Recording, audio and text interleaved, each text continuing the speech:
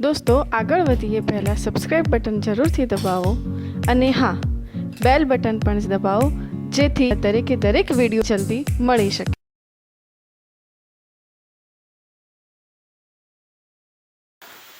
નમસ્કાર વિદ્યાર્થી મિત્રો, વર્તુળ ગતિ સર્ક્યુલર મોશનનો આ બીજું લેક્ચર છે। Circular motion lecture number 2। આજે આપણે આગળ સમજીએ પહેલા આપણા લાસ્ટ લેક્ચરને રિકોલ કરી દઈએ। લાસ્ટ લેક્ચરમાં આપણે શું ભણ્યા હતા? લાસ્ટ લેક્ચરમાં આપણે સ્થાનાંતર, કોણીય સ્થાનાંતર ભણી ગયા, કોણીય ઝડપ ભણી ગયા, આવૃત્તિ ભણી ગયા, કોણીય આવૃત્તિ ભણી ગયા, વી અને ઓમેગા વચ્ચેનો એક સંબંધ પણ ભણી ગયા। બસ પહેલા તો આપણે શું ભણી ગયા યાદ રાખીએ, ને યાદ થઈ જશે, હું તમને હાલ સમજાવું છું।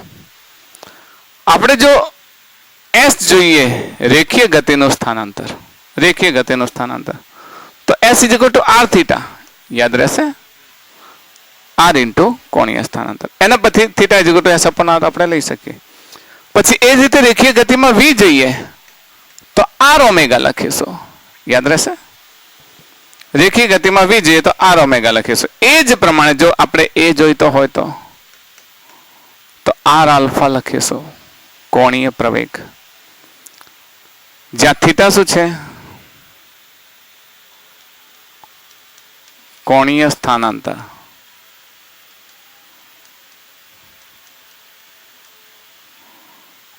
ઓમેગા શું છે?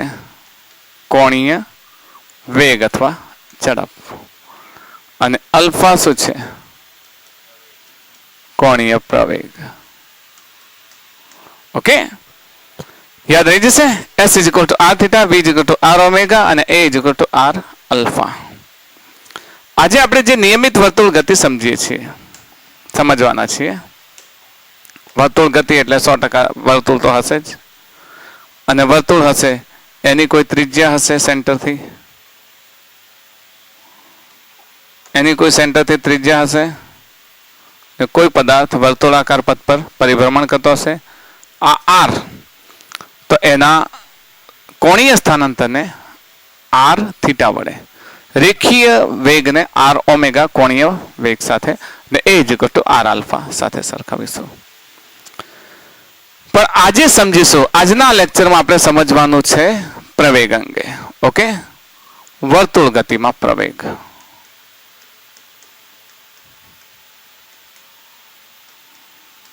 પ્રવેગ, એક્સેલરેશન ઇન સર્ક્યુલર મોશન। વર્તુળ ગતિમાં પ્રવેગ મુખ્યત્વે 4 પ્રકારના છે। 4 પ્રકારના પ્રવેગ। પહેલો છે કેન્દ્રગામી પ્રવેગ,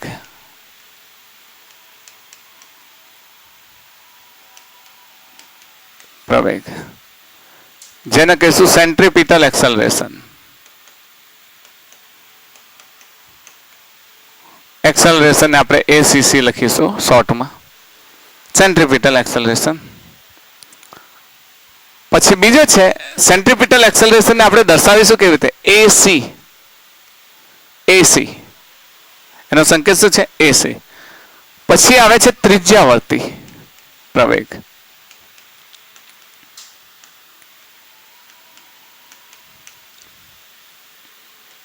જેને કહીશું tangential acceleration, tangential acceleration, that is AT। AT પહેલો હશે કેન્દ્રગામી પ્રવેગ, બીજો હશે ત્રિજ્યાવર્તી પ્રવેગ, ત્રીજો આવે છે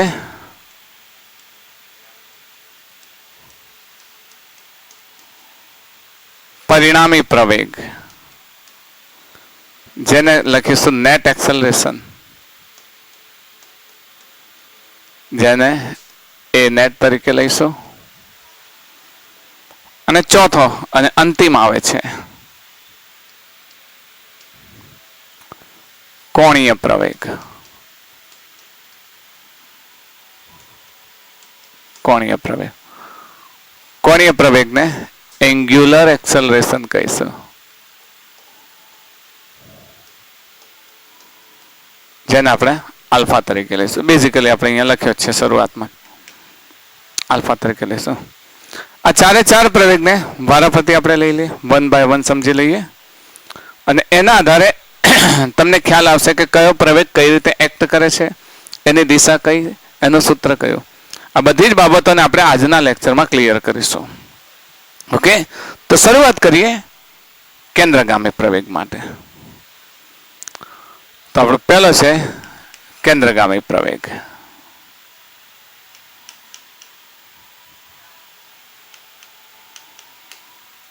જેને આપણે કહીશું સેન્ટ્રીપિટલ એક્સેલરેશન.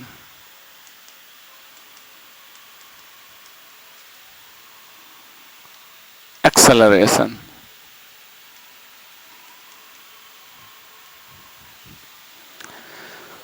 કોઈ પણ પદાર્થ વર્તુળ ગતિ કરે, વર્તુળ ગતિ કરે દરમિયાન તમે એટલું તો જાણો છો કે એમાં રેખીય વેગ હોતો નથી, રેખીય ઝડપ હોય છે.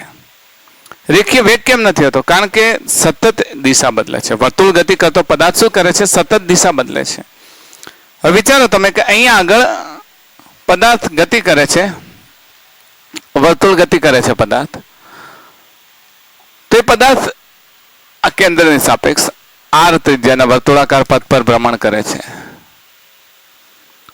તો પદાર્થની દિશા સતત બદલાશે, બરાબર?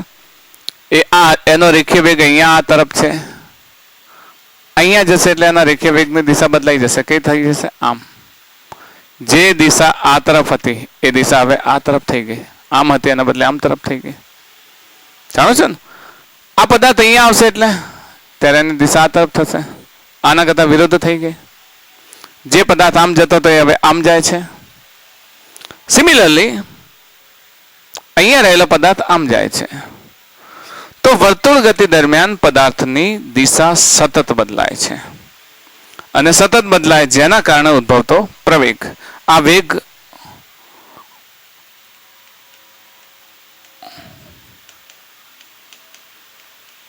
વર્તુળ ગતિ દરમિયાન પદાર્થની ગતિની દિશા સતત બદલાય છે.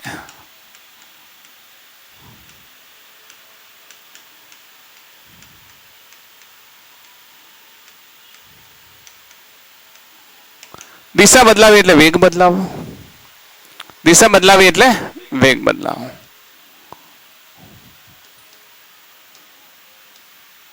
આમ દિશા બદલાતા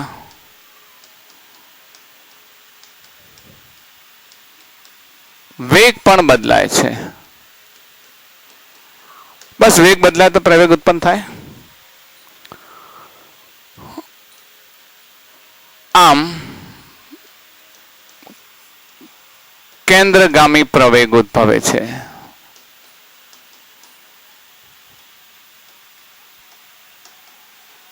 સમજો, આ પ્રવેગ ઉદ્ભવવાનું કારણ વર્તુળાકાર પથ પર ગતિ કરતો પદાર્થ સતત દિશા બદલે છે. સતત દિશા બદલે એટલે વેગ બદલાય, અને વેગ બદલાય એટલે પ્રવેગ ઉદ્ભવે.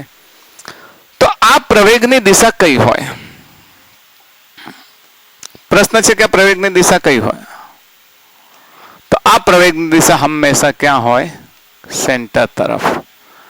આ પ્રવેગની દિશા હંમેશા ક્યાં હોય? સેન્ટર તરફ. એસી એસી એસી. સમજ પડે છે ને? તો આ પ્રવેગની દિશા હંમેશા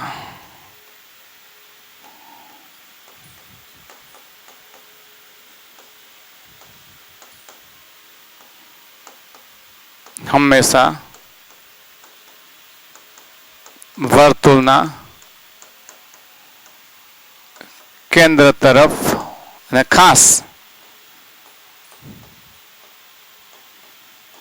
ત્રિજ્યાવર્તી દિશામાં હોય છે.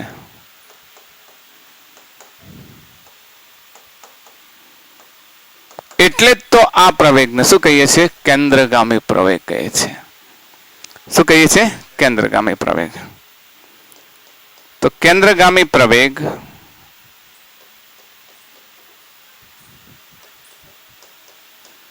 જેને આપણે શું કહીશું? એસી, સેન્ટ્રીપિટલ એક્સેલરેશન. યાદ રહેશે? એની દિશા કઈ હોય છે? ત્રિજ્યાવર્તી દિશામાં કેન્દ્ર તરફ. એના સૂત્રને યાદ કરી લઈએ. એનું સૂત્ર કેન્દ્રગામી પ્રવેગનું સૂત્ર.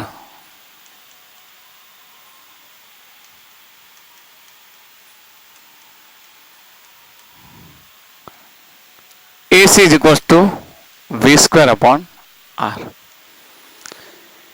AC is equals to V square upon R. એના સૂત્ર આનું સૂત્ર છે. જો અહીં V is equal to R omega લઈએ તો AC is equals to શું થશે? R square omega square upon R. એક R કેન્સલ તો AC ને R ઓમેગા સ્ક્વેર પણ લખી શકાય. R omega square. R omega square. જે ઓમેગા શું છે? રેખીય ઝડપ છે. આ રીતે આપણે એને લખી શકીએ. તો યાદ રાખશો V સ્ક્વેર અપોન R. હવે અહીંયા એક બીજી વાત સમજજો કે આ પ્રવેગ ઉદ્ભવવાનું કારણ, ફરીથી કહું છું, આ પ્રવેગ ઉદ્ભવવાનું કારણ શું છે? દિશા બદલાવાથી. સતત દિશા બદલાય છે એટલે દિશા બદલાવાના કારણે આ પ્રવેગ ઉદ્ભવે છે. જો તો યાદ રાખશો આપણે અહીંયા કેન્દ્રગામી પ્રવેગ ઉદ્ભવવાનું કારણ વર્તુળ ગતિ દરમિયાન પદાર્થ પોતાની દિશા સતત બદલે છે. દિશા સતત બદલાય ત્યારે જે વેગ બદલાય તો ઉદ્ભવતો પ્રવેગ કેન્દ્રગામી પ્રવેગ છે. એનો સંકેત છે AC. AC is equal to V square upon R અથવા તો R ઓમેગા સ્ક્વેર. યાદ રહેશે ને? AC is equal to V square upon R અથવા R ઓમેગા સ્ક્વેર. સૂત્રને ખાસ યાદ રાખજો. ઓકે, યાદ રાખવા માટે એને હેશટેગ કરી લઈએ એટલે આ વસ્તુ તમે જ્યારે પણ નોંધ કરો તમારી નોટ્સમાં ત્યારે યાદ રાખશો. ઓકે, વિદ્યાર્થીઓ સ્ક્રીનશોટ લેવો હોય તો લઈ શકો જેથી તમારે શું છે બોર્ડ વર્ક તમને મળી જાય. ઓકે, ચલો હવે હું બદલી દઉં છું. હવે આપણો બીજો પ્રવેગ કયો હતો? સ્પર્શીય પ્રવેગ.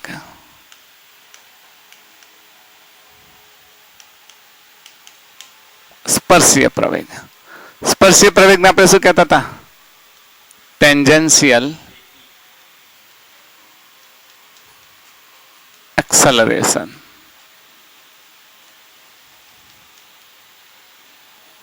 ટેન્જન્શિયલ એક્સલરેશન, that is AT. અહીંયા પણ વર્તુળ ગતિ તો તમે સમજો છો, પદાર્થ વર્તુળ ગતિ કરે છે. હવે જો વર્તુળ ગતિ કરતો પદાર્થ એવો જરૂરી નથી કે અચળ ઝડપે વર્તુળ ગતિ કરે. હું વર્તુળાકાર માર્ગે બાઇક ચલાવું છું તો ક્યારેક ધીમે ચલાવું, ક્યારેક ફાસ્ટ ચલાવું, ક્યારેક મારી સ્પીડ વધે છે, ક્યારેક ઘટે છે.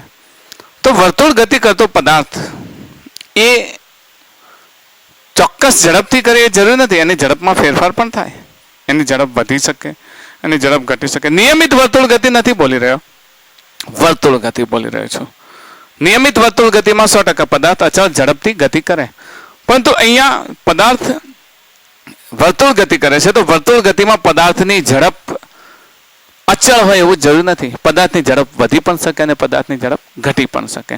ને પદાર્થની ઝડપમાં વધારો અને ઘટાડો થાય એ સમયે ઉદ્ભવતા પ્રવેગને આપણે સ્પર્શીય પ્રવેગ કહીએ છીએ, ટેન્જન્શિયલ. યાદ રાખો, સેન્ટ્રીપિટલમાં તેની દિશા બદલાતી હતી, અહીંયા તેની ઝડપ બદલાય છે. વર્તુળ ગતિ દરમિયાન પદાર્થની શું બદલાય છે? ઝડપ બદલાય છે. કોન્સન્ટ્રેશન રાખજો અહીંયા આગળ કે કોઈ પણ પદાર્થ છે, ધારો કે એનું સેન્ટર છે, સેન્ટરથી આ પદાર્થ ગતિ કરી રહે છે. હવે ગતિ કરી રહ્યા છે એટલે એનો વેગની દિશા તો આ છે, રાઈટ? હવે જો એની ઝડપ વધશે પદાર્થની વર્તુળ ગતિ દરમિયાન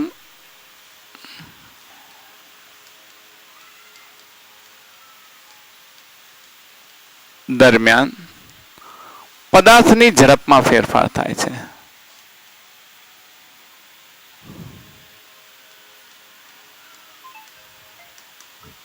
પદાર્થની ઝડપમાં ફેરફાર થાય છે.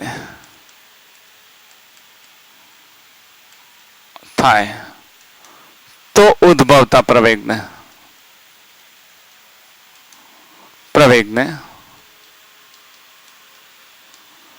સ્પર્શીય પ્રવેગ કહે છે. યાદ રાખશો.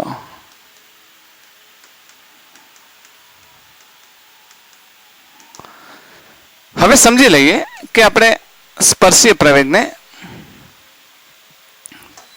પહેલો મુદ્દો લઈએ.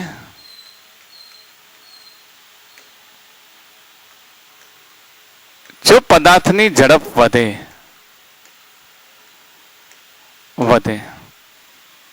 અને આપણે સાઈડમાં જ લઈએ.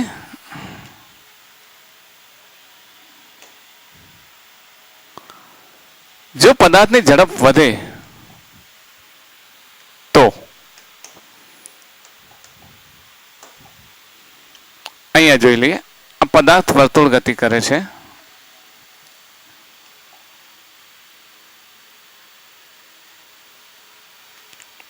વી જો પદાર્થની ઝડપ વધે તો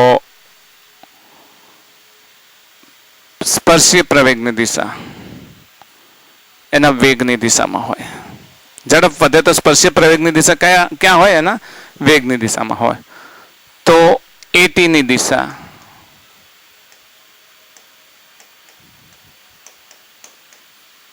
વેગની દિશામાં હોય.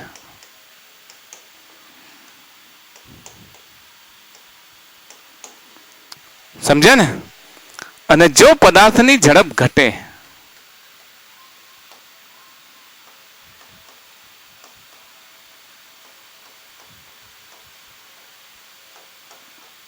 ઘટે તો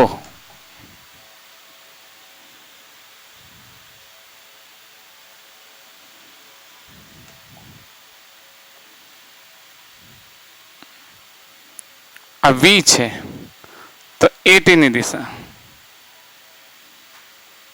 ક્યાં હોય? વિરુદ્ધ દિશામાં હોય. તો એટી ની દિશા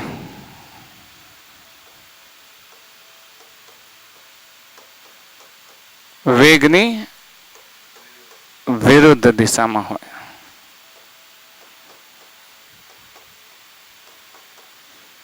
મતલબ અહીંયા એટી કઈ દિશામાં હશે? અહીંયા આ દિશામાં. અહીંયા એટી કઈ દિશામાં હશે? આ દિશામાં. સમજો છો ને? ઝડપ વધે મતલબ વધે છે, આમ ફરતો હોય, ઝડપ વધે. તમે જ્યારે વાહન ચલાવો ત્યારે તમારા ટાયર પર કોઈ ધારો કે એક કણ છે ચોટેલો, એ કણ પણ વર્તુળ ગતિ કરે. તો જ્યારે તમે એક્સેલરેટર આપો છો ત્યારે એની ઝડપ વધે છે. વધે એ સમયે એટીની દિશા કઈ હોય? ઝડપની દિશામાં હોય. જ્યારે બ્રેક મારો છો ત્યારે એ કણની વર્તુળાકાર ઝડપનો સ્પર્શીય પ્રવેગ ક્યાં હોય? ઝડપની વિરુદ્ધ દિશામાં હોય. ઇન શોર્ટ, જો કોઈ પદાર્થ વર્તુળ ગતિ કરે, આમ વર્તુળ ગતિ, એક ખાલી પથ જ દર્શાવું છું, તો વર્તુળ ગતિ કરતા પદાર્થનો સ્પર્શીય પ્રવેગ ધારો કે આ વી હોય તો એટી પણ આ જ દિશામાં છે અને એસી કઈ દિશામાં હોય? આ દિશામાં. તો એસી અને એટી હંમેશા એકબીજાને કેવા હોય? લંબ હોય. યાદ રાખજો, હંમેશા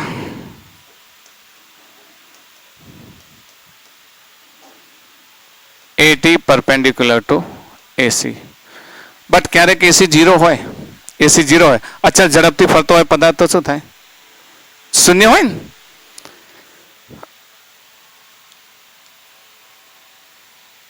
આનું સૂત્ર લઈ લે. ચલો, સ્પર્શીય પ્રવેગનું સૂત્ર.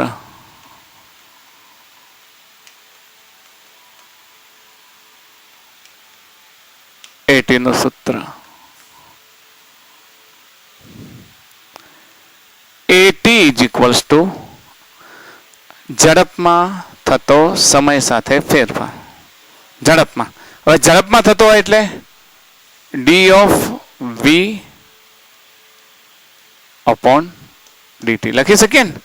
D of V upon DT, ઝડપના મૂલ્યમાં થતો ફેરફાર. યાદ રાખજો, ડીવી અપોન ડીટી ના લખતા હો. જો તમે ડીવી અપોન ડીટી લખો તો એ ખોટું પડે, એ નહીં ચાલે. એના ઝડપમાં થતો ફેરફાર. આ તો વેગમાં થતો ફેરફાર છે. વેગમાં થતો ફેરફાર નહીં, ઝડપમાં થતો ફેરફાર. એટલે આ યાદ રાખશો. અને ઝડપમાં થતા ફેરફાર માટે ડી વીટી અપોન ડીટી યાદ રાખશો. યાદ રહેશે ને? આ પણ હેશટેગ ફોર્મ્યુલા છે. You have to learn it. બીજી વાત, અગત્યની વાત,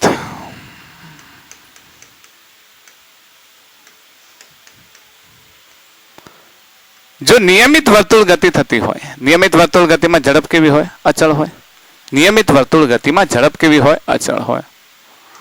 જો નિયમિત વર્તુળ ગતિ થતી હોય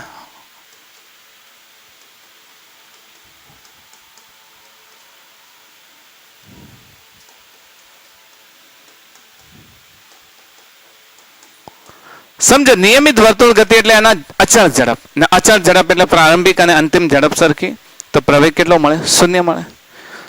ત્યારે એટી શૂન્ય મળે. એટી કેવો મળે? શૂન્ય મળે. પરંતુ નિયમિત વર્તુળ ગતિ દરમિયાન પદાર્થ વર્તુળ ગતિ તો કરે જ છે ને. પદાર્થ વર્તુળ ગતિ કરે છે મતલબ અહીંયાથી એનો વેગ અચળ છે. વેગ અચળ હોવાથી એટી આપણને 0 મળે છે. બટ એસી 0 મળતો નથી.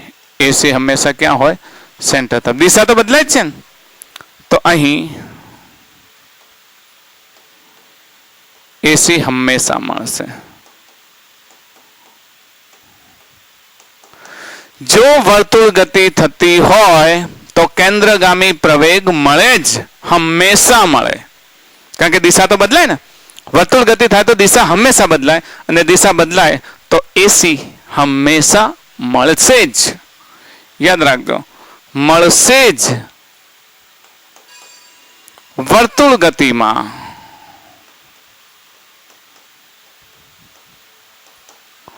એસી હંમેશા મળશે જ. ક્યારે એવું નહીં હોય કે એસી ન મળે, કારણ કે કેન્દ્રગામી પ્રવેગ હંમેશા મળશે જ. આઈ થિંક બે પ્રવેગ તમે સમજી ગયા છો. કેન્દ્રગામી પ્રવેગ દિશા બદલાવાથી, સ્પર્શીય પ્રવેગ મૂલ્ય બદલાવાથી મતલબ ઝડપ બદલાવાથી. હવે આવે છે ત્રીજો પ્રવેગ, જેને આપણે શું કહીએ છીએ? પરિણામી પ્રવેગ.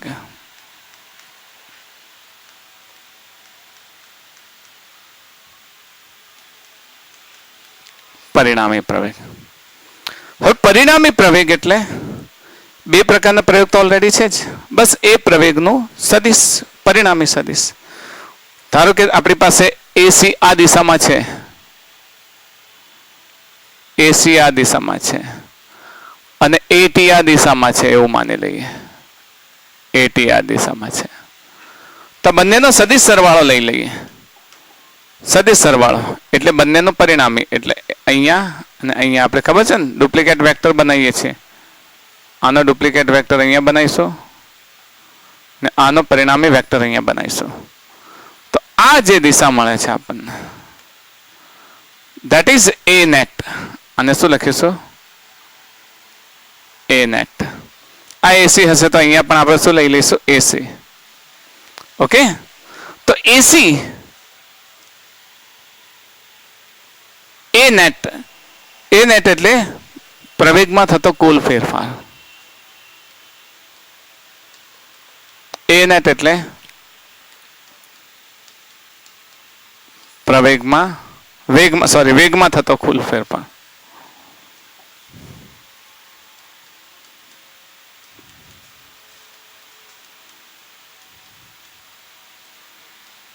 કુલ ફેરફાર.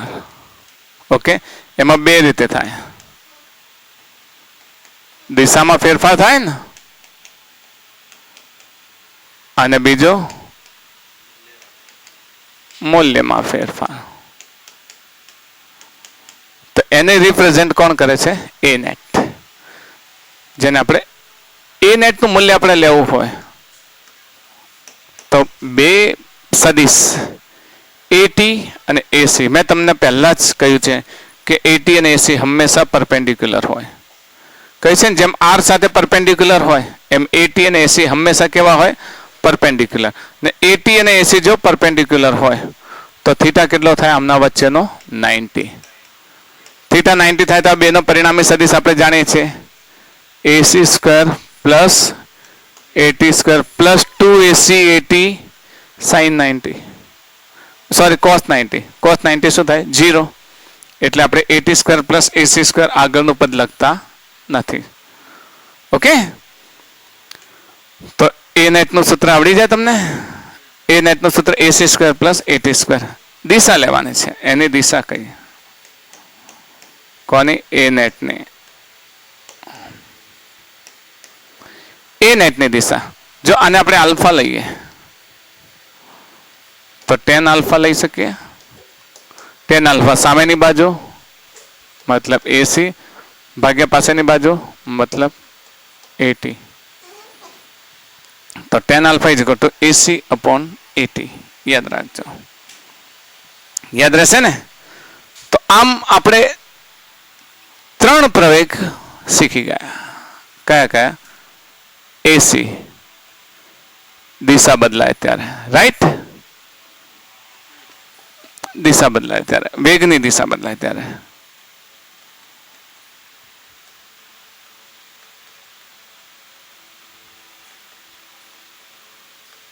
ત્યારે એસી નું સૂત્ર પણ લખીએ છીએ v²/r અથવા તો r⍵², રાઈટ?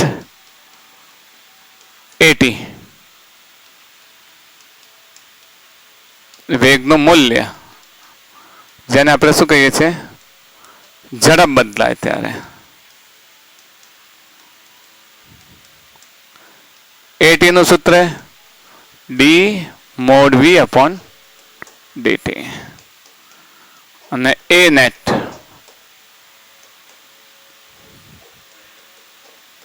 મૂલ્ય અને દિશા બંને બદલાય ત્યારે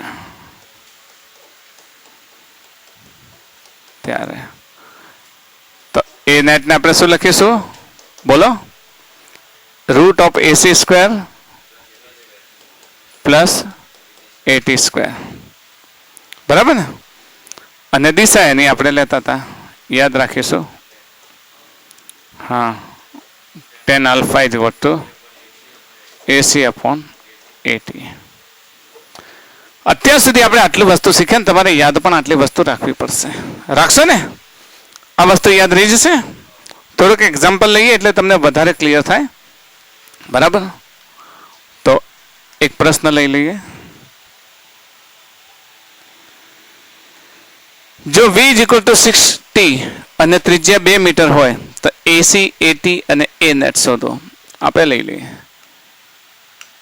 તો v = 60 અને ત્રિજ્યાને આપણે શું કહીશું? r.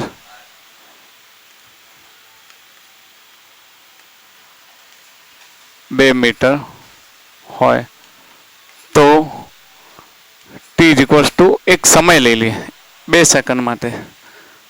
t = 2 સેકન્ડ માટે AC, AT અને A net શોધો. સૂત્ર યાદ હશે તો તમે ફટાફટ કરી શકશો. v = 60 આપી દીધું છે. v = 60. તમને t = 2 સેકન્ડ કહ્યું છે તો t = 2 સેકન્ડ લઈએ. v = 6 × 2 તો v = 12 મીટર પર સેકન્ડ થાય. ઓકે, ચલો પહેલો AC = v²/r. r = કેટલા છે? 2 મીટર.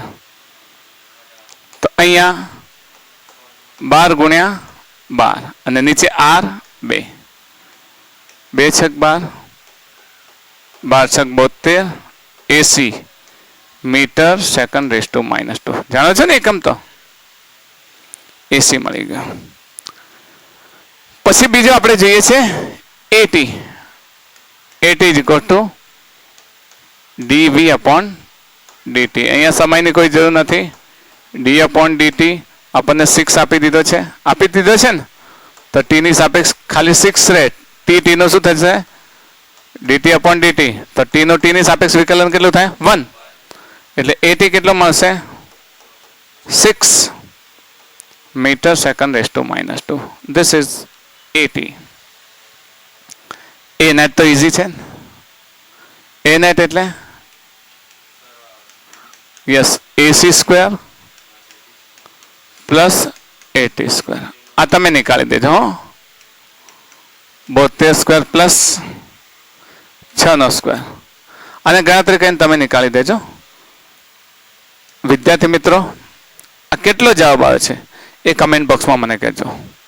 ઓકે, ક્યારેક દિશા પૂછે તો, A net ની દિશા પૂછે તો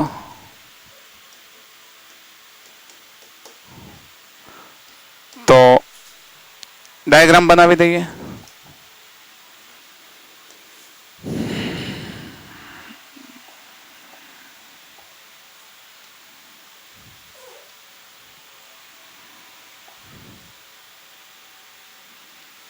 અહીંયાથી 80,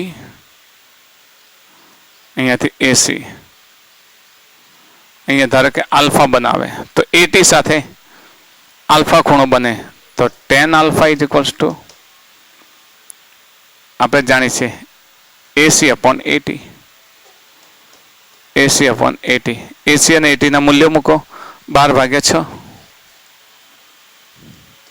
12/6, સોરી 72/6, 72/6 કેટલા થશે?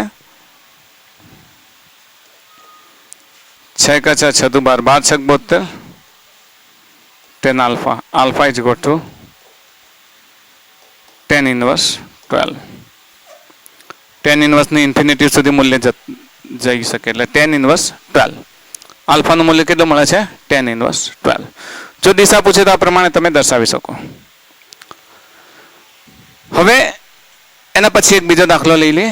જો કોણીય વેગ આપણને આ જે પ્રશ્ન છે ને હમણાં જે પ્રશ્ન તો 200 રૂપિયા આપેલો હતો ને આ જે પ્રશ્નમાં આપણને વેલ્યુ 200 રૂપિયા આપી છે. ઓમેગા 100 રૂપિયા આપી હોય તો શું કરશો? જો કોણીય વેગ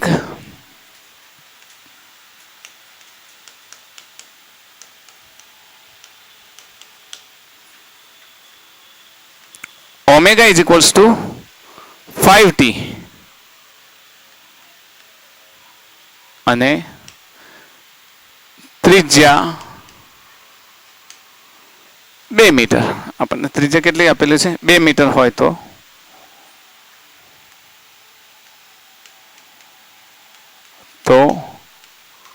t is equal two 3 second માટે 2 સેકન્ડ માટે જ લઈએ 2 સેકન્ડ માટે AC, AT અને A નેટ શોધો. ઓમેગા આપેલો તો R શોધવાનો, V શોધવાનો છે. V શોધતા આવડે? આપણી પાસે સૂત્ર છે V is equal two R omega. R કેટલા છે? 2. ઓમેગા કેટલા છે? 5t. તો કેટલા થશે? 10t V. હવે તો આવડી જાય ને? t ઇઝ ઇક્વલ ટુ કેટલા આપી દીધા છે? 2 સેકન્ડ. તો V is equal to 10 into 2. V is equal to 20 metre પર સેકન્ડ. બસ પહેલું શોધી લો AC કેટલું થશે? V²/R 20 ગુણ્યા 20/2. R 2 છે ને 2 દાન 20 એટલે 200 metre second (-2). That is AC. AT શોધવો છે. AT d/dt અને અહીંયા 10t લખીએ 10 બહાર આવી જશે d dt t ની સાપેક્ષ t નો 1 એટલે 10 AT. This is metre second (-2) થશે. અને A net AC² plus AT². AC² 200² plus AT², 10². આને પણ તમે જવાબ લાવી દેજો. ઓકે.